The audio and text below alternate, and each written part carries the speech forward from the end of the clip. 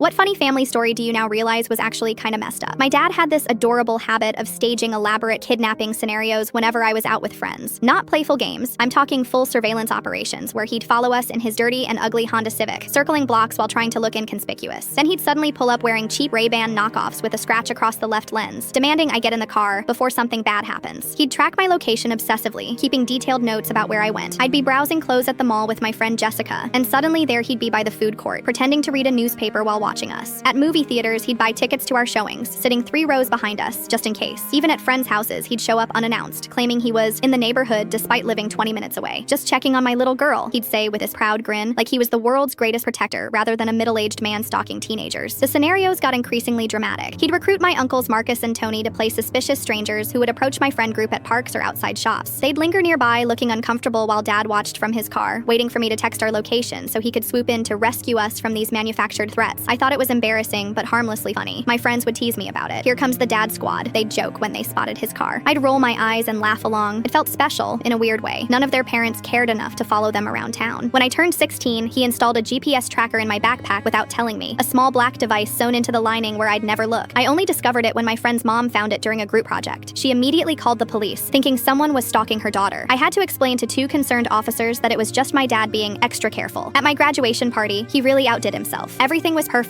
until he disappeared for an hour. Then he burst through the back door shouting, "Everyone get down!" while scanning the room with a huge flashlight, checking corners like he was clearing a crime scene. My classmates dropped to the floor in genuine terror, some crying, thinking we were under actual attack. But here's where it gets dark. I started having panic attacks whenever I left the house alone. My heart would race, and I'd constantly check over my shoulder, convinced someone was following me. Every stranger looked like a potential threat. I couldn't enjoy outings without feeling like I was in imminent danger. My friends stopped inviting me places because Dad would inevitably show up and interrogate them about safety protocols. What started as jokes became genuine anxiety about having me around. I slowly lost my entire social circle. For years, I defended him. He just loves me so much. He wants to keep me safe. Even in college, 3 hours away, I felt crushing guilt for not checking in every hour like he demanded. Last month at family dinner, my 15-year-old cousin Maya pulled me aside. She'd been quiet all evening, jumping at every sound. "Can I ask you something?" she whispered, glancing nervously toward Dad. "Did Uncle Robert ever make you feel like the world was dangerous? Like you couldn't trust anyone except family?" The words hit me like ice water. He'd been doing the exact same thing to her. The safety drills, the surprise rescue missions, the constant surveillance disguised as protection. She was having nightmares about being kidnapped, afraid to walk to school alone. That's when it hit me with devastating clarity. Dad hadn't been protecting me from danger. He'd been systematically creating it. Every staged scenario, every suspicious stranger, every dramatic rescue was psychological conditioning designed to make me dependent on him, to make me believe the world was too dangerous to navigate without his constant intervention. He manufactured my fear, then positioned himself as my only savior, and I spent decades thinking it was love.